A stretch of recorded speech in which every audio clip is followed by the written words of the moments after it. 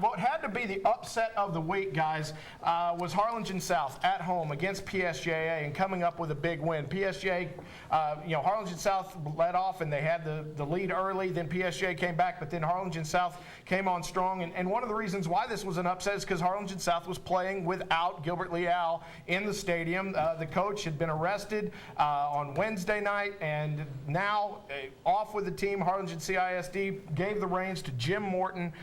Were you surprised by this, Greg, that Harlingen South was able to pull this out?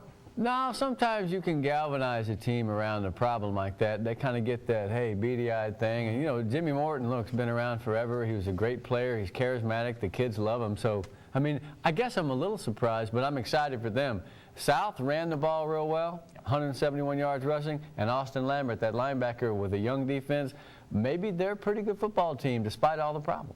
Has what Harlingen South's decision, Harlingen's decision to bench Gilbert Leal, Jake, did they paint themselves in a corner? When does Leal come back? Because this legal problem he's got isn't going away anytime soon. No, but this isn't the first time a coach in the Valley's gotten a DUI, and it's not going to be the last time. I don't think that they messed up at all. I think that one game suspension's valid, but let him get back to his job. He's in a high-profile position. Let him go back to it.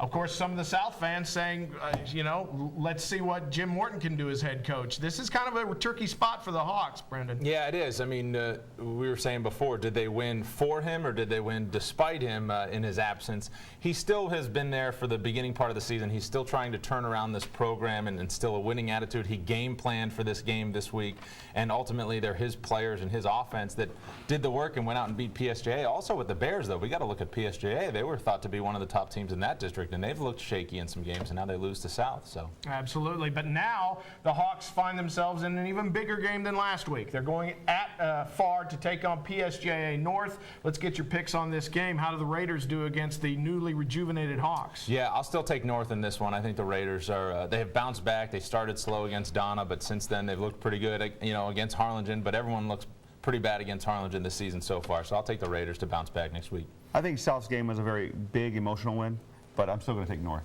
I think you have to. Of all those teams that are somewhat one-dimensional in that district, North is better than the rest because they have a quarterback who can make plays, he can throw the ball. If Harlingen South continues to run the ball with success and Montemayor continues to throw, it should be interesting. But, yeah, I believe the Raiders are just a step above them right now. Well, Harlingen South famously said before the Harlingen game that they think they've got the best receiving core in the district or in the Valley even. We'll see if they can do it against a PSJ North defense that's pretty strong. But I'm also picking the Raiders, and let's go ahead and make it 4 for 4 as PSJ North. Sweep week. Yeah, sweep week here on Sunday Sports Extra. Guys,